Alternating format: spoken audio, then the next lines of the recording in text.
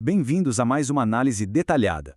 Hoje, a nossa jornada vai das estatísticas mais cruas de saúde pública sobre a crise mental nas universidades, direto para as dinâmicas super íntimas que acontecem dentro de um consultório clínico.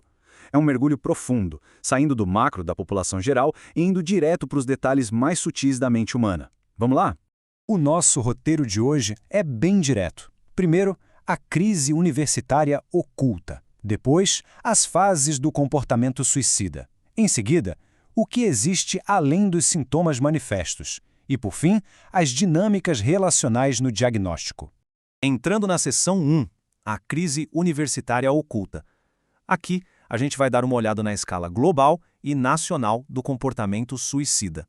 Para termos uma noção real do tamanho desse desafio, a Organização Mundial da Saúde estimou a ocorrência de aproximadamente 1.600.000 mortes por suicídio no mundo todo, só no ano de 2020.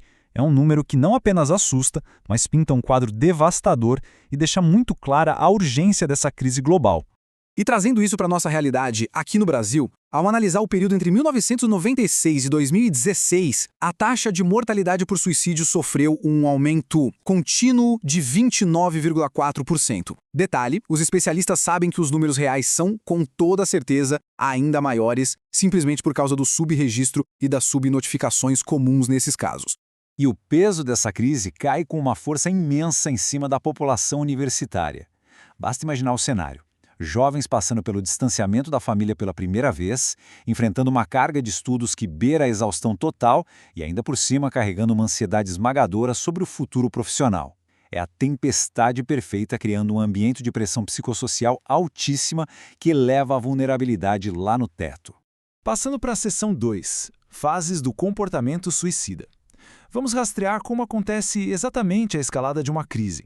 Olha que interessante o que a pesquisa clínica nos mostra. O comportamento suicida não surge do nada. Um estudo focado na área identificou essas 6 fases sequenciais. O processo começa pelas ideias de morte, evolui para a ideação, vira um desejo, toma a forma de uma intenção, passa para o planejamento e só então chega à tentativa de fato. Dá para perceber como é uma escalada progressiva e não um evento isolado. Para colocar isso em perspectiva, uma pesquisa feita com 353 estudantes revelou algo chocante. Mais de um terço deles já tinha vivenciado ideias de morte em algum momento, e mais de um quarto enfrentou a ideação suicida. A taxa da tentativa em si é de 3,1%, mas esses números altíssimos lá no início do gráfico gritam para a gente uma mensagem super clara. Agir rápido e garantir uma intervenção precoce é absolutamente vital.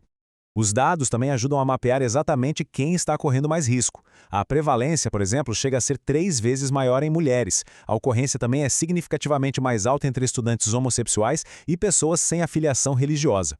Além disso, existe uma ligação fortíssima com históricos de transtornos psiquiátricos. É, literalmente, um mapa guiando onde as redes de apoio precisam estar mais atentas. Chegamos agora na seção 3, além dos sintomas manifestos.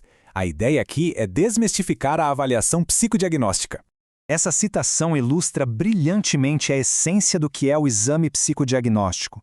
Ele passa longe de ser um questionário mecânico ou um teste robótico. É um encontro profundamente humano, uma situação de 2 pessoas. O objetivo central é mergulhar na personalidade daquele indivíduo que buscou ajuda e investigar a fundo o que está gerando aquele sofrimento. A grande sacada dos clínicos nesse momento é usar a metáfora do iceberg. Existe a enorme necessidade de separar os sintomas manifestos, que são a ponta do iceberg, aquela queixa visível que fica acima da água, dos reais motivos latentes. Esses motivos latentes são as causas verdadeiras, os motores profundos e, na imensa maioria das vezes, totalmente inconscientes, que operam lá nas profundezas causando a dor emocional. E isso nos leva à nossa última parte, a seção 4, dinâmicas relacionais no diagnóstico. Vamos ver quais mecanismos inconscientes entram em jogo dentro da sala de clínica. A primeira dinâmica essencial de se entender é a transferência. Basicamente, sem se dar conta, o paciente pega sentimentos e atitudes de relações antigas e projeta tudo em cima do psicólogo. Pode ser uma busca desesperada por aprovação ou até mesmo um desafio agressivo, como se o clínico fosse uma figura de autoridade do passado dele. É o passado sendo literalmente reencenado no presente. Do outro lado da moeda, existe a contratransferência. Afinal, o psicólogo também é humano e vai ter suas próprias reações emocionais durante a consulta. A diferença é que a excelência clínica exige que o profissional reconheça essas emoções em tempo real e use isso como uma autêntica ferramenta de trabalho, como um radar para decodificar o inconsciente de quem está ali na frente. Colocando as duas lado a lado, a gente percebe que as salas de terapia viram um palco de fluxo contínuo. É um ciclo duplo de sentimentos indo e vindo. Quando esse labirinto emocional é conduzido com habilidade técnica, ele tem o poder impressionante de revelar a dor histórica mais profunda que está alimentando a crise. Através dessa relação no presente, o peso do passado começa a se desfazer. E claro, a mente vai tentar se defender de tocar em assuntos difíceis. É aí que aparece a resistência. Ela funciona exatamente como um escudo, o mecanismo de defesa inconsciente do ego. Na prática clínica, isso pode se manifestar como um silêncio prolongado, recusa em colaborar ou respostas distorcidas. O objetivo da mente é simplesmente bloquear qualquer coisa que pareça uma ameaça de dano emocional. Para impedir que essa resistência trave todo o avanço da avaliação, os profissionais agem de forma super estratégica. A regra de ouro é não ir direto na ferida. Eles planejam tudo com muito cuidado, evitando acionar as queixas centrais logo de cara e começam pelos testes menos ansiogênicos. Mantendo o ambiente bem estável, é possível ganhar a confiança para acalmar as defesas da mente aos poucos. Para amarrar nossa explicação de hoje, fica uma última provocação. Se a gente sabe que reconhecer essas dinâmicas complexas no ambiente íntimo de uma clínica é capaz de expor as verdadeiras raízes de um sofrimento, como seria se a sociedade aplicasse esse mesmo nível extraordinário de empatia para lidar com a saúde mental? Se começássemos a escutar não apenas as palavras ditas em voz alta, mas aquilo que as mentes tentam ocultar, o impacto na prevenção seria transformador. Fica a reflexão para todos nós. Até a próxima!